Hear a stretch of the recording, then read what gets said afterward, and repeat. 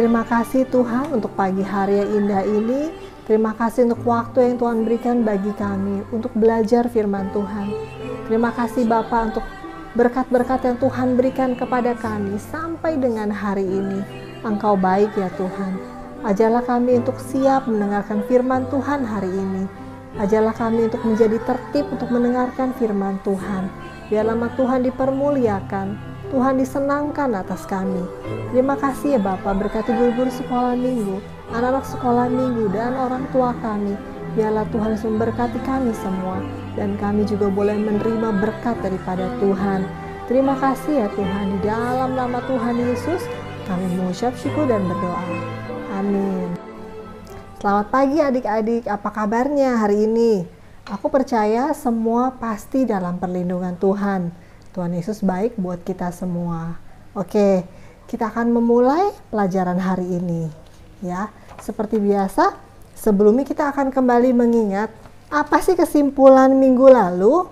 Yuk kita sama-sama mengingat pelajaran kita minggu lalu.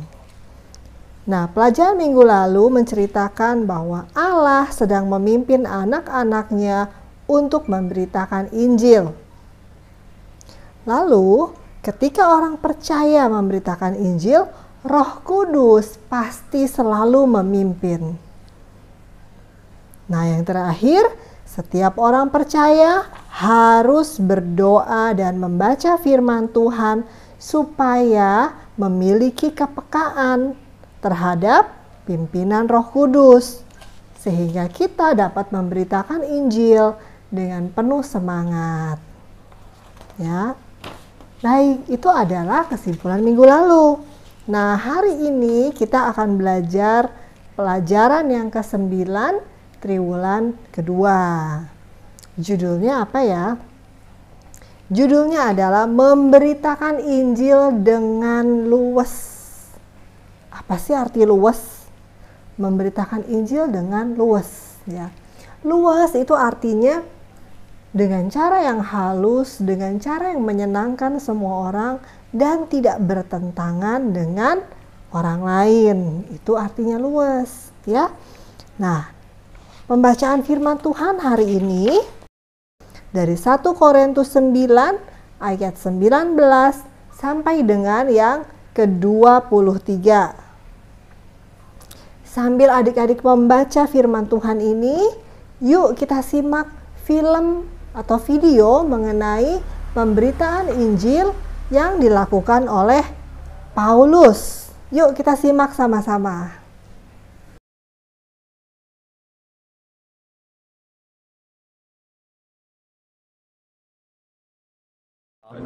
Kamu tahu bagaimana aku hidup di antara kamu sejak hari pertama aku tiba di Asia ini. Dengan segala rendah hati, aku melayani Tuhan. Dalam pelayanan itu, aku banyak mencucurkan air mata dan banyak mengalami pencobaan dari pihak orang Yahudi yang mau membunuh aku. Sungguh pun demikian, aku tidak pernah melalaikan apa yang berguna bagi kamu. Semua kuberitakan dan kuajarkan kepada kamu, baik di muka umum maupun dalam perkumpulan-perkumpulan di rumah kamu. Aku senantiasa bersaksi kepada orang-orang Yahudi dan orang-orang Yunani, supaya mereka bertobat kepada Allah dan percaya kepada Tuhan kita, Yesus Kristus. Tetapi sekarang, sebagai tawanan roh, aku pergi ke Yerusalem, dan aku tidak tahu apa yang akan terjadi atas diriku di situ, selain daripada yang dinyatakan Roh Kudus dari kota ke kota kepadaku, bahwa penjara dan sengsara menunggu aku. Tetapi aku tidak menghiraukan nyawaku sedikit pun, asal saja aku dapat mencapai garis akhir dan menyelesaikan pelayanan yang ditugaskan oleh Tuhan Yesus kepadaku, untuk memberi kesaksian tentang Injil kasih karunia Allah. Dan sekarang aku tahu bahwa kamu tidak akan melihat mukaku lagi, kamu sekalian yang telah kukunjungi untuk memberitakan kerajaan Allah. Sebab itu, pada hari ini aku bersaksi kepadamu bahwa aku bersih tidak bersalah terhadap siapapun yang akan binasa. Sebab aku tidak lalai memberitakan seluruh maksud Allah kepadamu. Karena itu, jagalah dirimu dan jagalah seluruh kawanan, karena kamulah yang ditetapkan Roh Kudus menjadi penilik untuk mengembalakan jemaat Allah yang diperolehnya dengan darah anaknya sendiri. Aku tahu bahwa sesudah aku pergi, serigala-serigala yang ganas akan masuk ke tengah-tengah kamu dan tidak akan menyayangkan kawanan itu. Bahkan dari antara kamu sendiri akan muncul beberapa orang yang dengan ajaran palsu mereka berusaha menarik murid-murid dari jalan yang benar dan supaya mengikut mereka. Sebab itu, berjaga-jagalah dan ingatlah bahwa aku 3 tahun lamanya, siang malam, dengan tiada berhenti-hentinya menasihati kamu masing-masing dengan mencucurkan air mata. Dan sekarang aku menyerahkan kamu kepada Tuhan dan kepada firman kasih karunia-Nya yang berkuasa membangun kamu dan menganugerahkan kepada kamu bagian yang ditentukan bagi semua orang yang telah dikuduskannya. Perak atau emas atau pakaian tidak pernah aku ingini dari siapapun juga. Kamu sendiri tahu bahwa dengan tanganku sendiri aku telah bekerja untuk memenuhi keperluanku dan keperluan kawan-kawan seperjalananku. Dalam segala sesuatu telah kuberikan contoh kepada kamu bahwa dengan bekerja demikian kita harus membantu orang-orang yang lemah dan harus mengingat perkataan Tuhan Yesus. Sebab Ia sendiri telah mengatakan, adalah lebih berbahagia memberi daripada menerima. Sesudah mengucapkan kata-kata itu, Paulus berlutut dan berdoa bersama-sama dengan mereka semua. Baik, itu tadi video mengenai Paulus yang sudah memberitakan Injil, pastinya dengan pimpinan Roh Kudus ya. Dan Paulus menggunakan cara-cara yang sangat baik, cara-cara yang luwes, sehingga dia disukai oleh banyak orang di Korintus ya. Nah, sebelumnya aku mau cerita dulu. Jadi Paulus datang ke Korintus untuk memberitakan Injil. Di sana dia bertemu dengan pasangan suami istri Aquila dan Priscilla. Masih ingat ya tokoh ini ya? Lalu Paulus beserta dengan Aquila dan Priscilla, dia bekerja bersama-sama untuk memberitakan Injil. Nah, sesampainya di Korintus, Paulus tinggal di rumahnya Aquila dan Priscilla ya, dan mereka bersama-sama melayani Tuhan. Nah, setelah sekian lamanya tinggal di rumahnya Aquila dan Priscilla, dia bertemu dengan teman lain yang sama-sama ingin memberitakan Injil, yaitu Silas dan Timotius. Wah, Paulus senang karena bertambah banyaknya teman-teman yang membantu dia dalam memberitakan Injil. Nah, setelah kedatangan Silas dan Timotius, Paulus menyerahkan seluruh waktunya untuk memberitakan Injil. Ya. Dan karena ada satu masalah, akhirnya Paulus pindah dari rumahnya Aquila dan Priscilla. Dia tidak tinggal di rumah itu lagi, tetapi dia tinggal di rumah tokoh lain yang bernama Titus Justus ya. Jadi Titus Justus ini adalah anak Tuhan yang percaya kepada Tuhan, dan rumahnya terletak di sebelah rumah ibadat. Nah, Paulus pindah ke rumahnya Titus Justus, dan karena kebesaran Tuhan, pemimpin rumah ibadat itu beserta dengan keluarganya percaya kepada Tuhan. Dia dan seluruh keluarganya diselamatkan. Itu karena kebesaran Tuhan dan karena Paulus memberitakan Injil kepada mereka. Wow, puji Tuhan ya. Tuhan Yesus luar biasa karena Paulus mau menyesuaikan diri dengan mereka. Paulus memiliki hubungan yang khusus dengan jemaat-jemaat di Korintus. Bahkan begitu erat dan dekatnya. Paulus mau menyesuaikan diri ya, sehingga Kalau dia bertemu dengan orang Yahudi, dia berlaku seperti orang Yahudi. Kalau dia bertemu dengan orang yang bukan Yahudi, dia berlaku seperti orang yang bukan Yahudi. Ya. Kalau dia bertemu dengan orang yang tidak percaya Tuhan, orang yang kafir, orang yang jahat, dia berlaku seolah-olah seperti itu. Supaya apa? Supaya dia bisa memenangkan dan menjangkau jiwa-jiwa dan membuat mereka percaya kepada Tuhan. Dengan kata lain, dia mau bergaul dengan semua orang. Dia membuka dirinya untuk semua orang. Dia bertemu dengan orang yang lemah. Dia bersikap seolah-olah dia lemah. Supaya dia bisa memenangkan orang yang lemah itu sehingga dia percaya kepada Tuhan dan menjadi kuat. Dari cerita ini berarti Paulus itu mau bergaul dengan semua kalangan. Dengan orang yang jahat, dengan orang yang lemah, dengan orang yang mungkin kafir atau tidak percaya kepada Tuhan, dia juga tetap mau bergaul.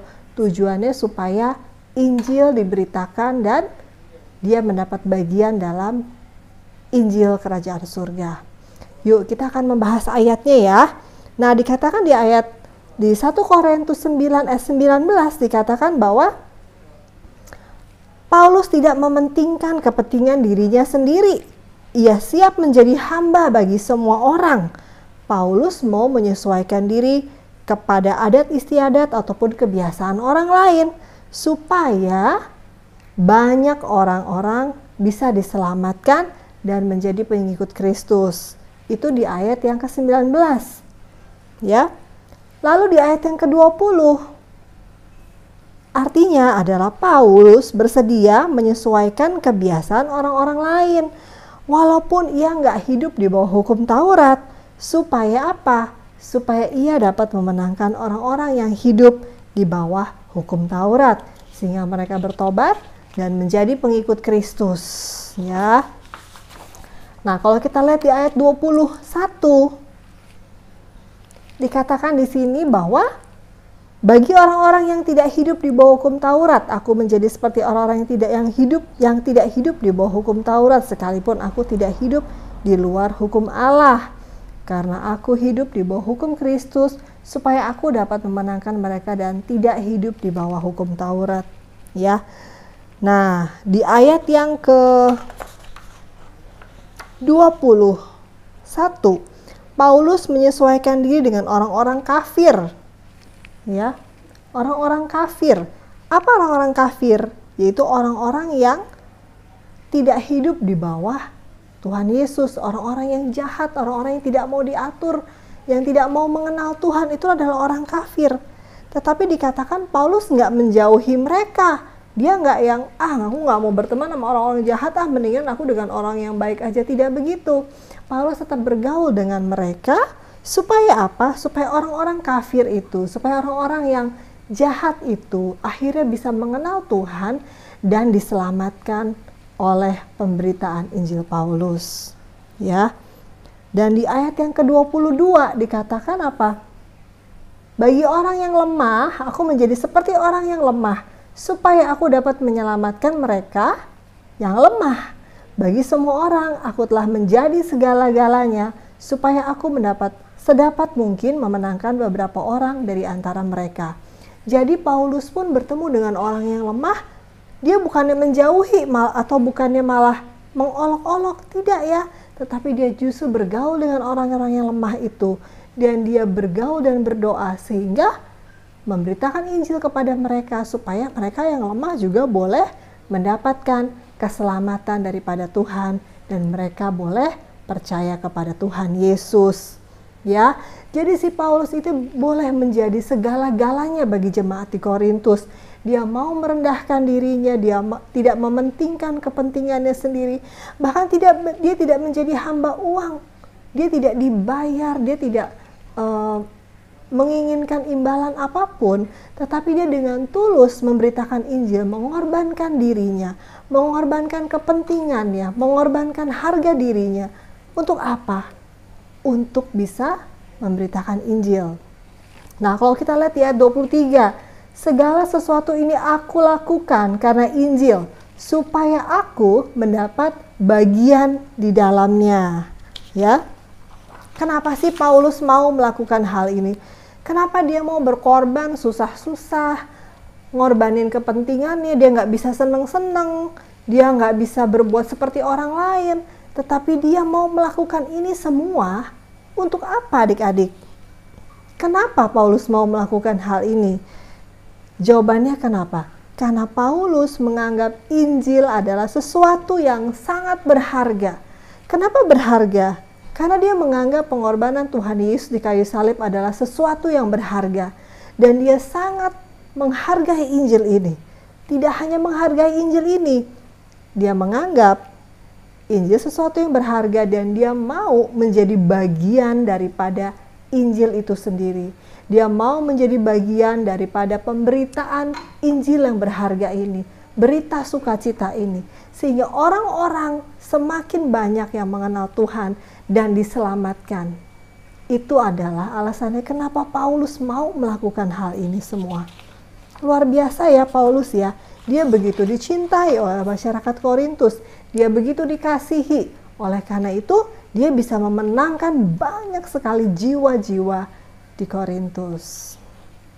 Oke, itu adalah kisah mengenai Paulus dengan video yang sudah kita tonton.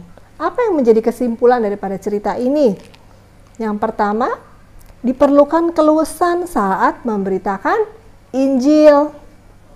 Tidak boleh bertentangan dengan keadaan sekitar kita, dengan teman-teman kita. Tidak boleh bertentangan, harus dengan cara yang baik.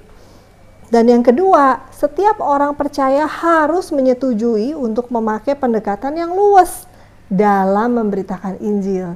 Jadi kalau kita mau memberitakan Injil, kita harus menggunakan cara yang baik. Dan kita harus menjadi teladan yang baik juga. Dengan cara yang baik, teladan hidup yang baik, pasti Injil bisa diberitakan dengan baik.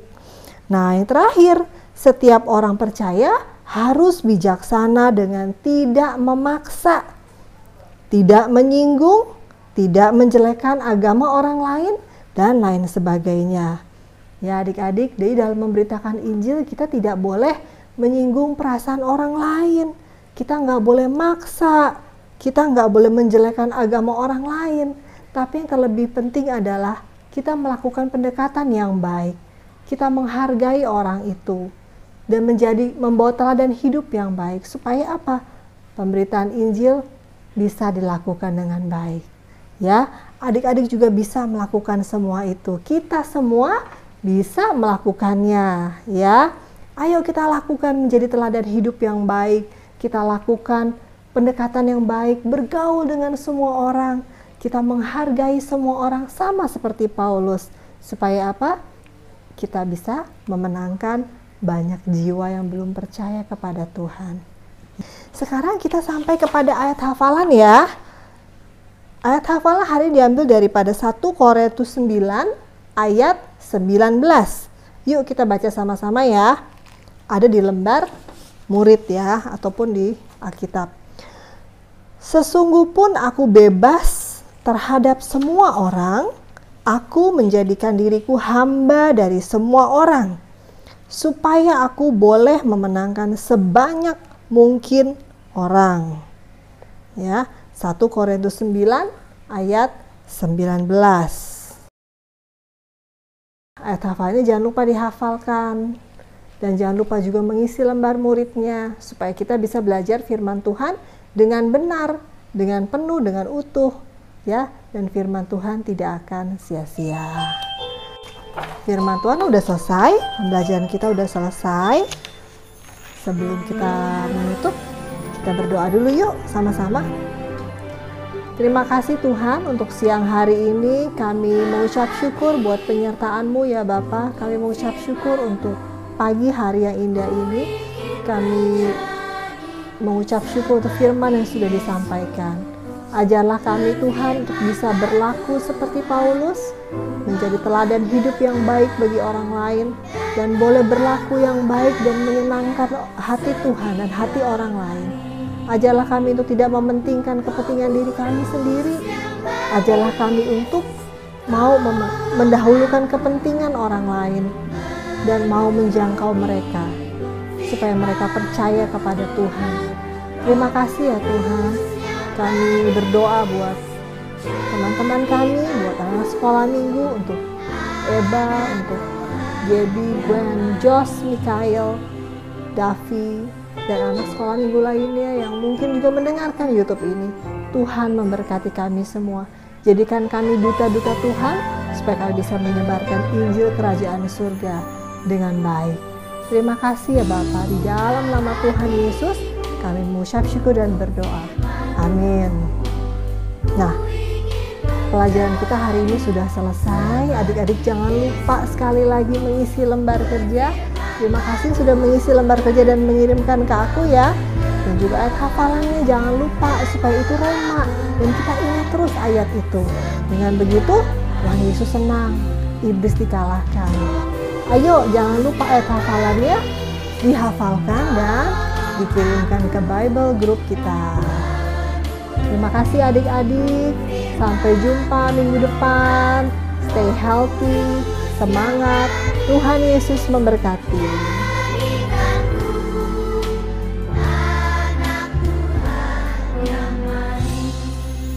Aku pergi berdasarkan suatu pertanyaan, dan kepada mereka kubentangkan Injil yang kuberitakan di antara bangsa-bangsa bukan Yahudi. Galatia 2 ayat 2a. Ia mulai mengajar dengan berani di rumah ibadat, tetapi setelah Priskila dan Aquila mendengarnya, mereka membawa dia ke rumah mereka dan dengan teliti menjelaskan kepada jalan. Kisah Para Rasul 18 ayat 2.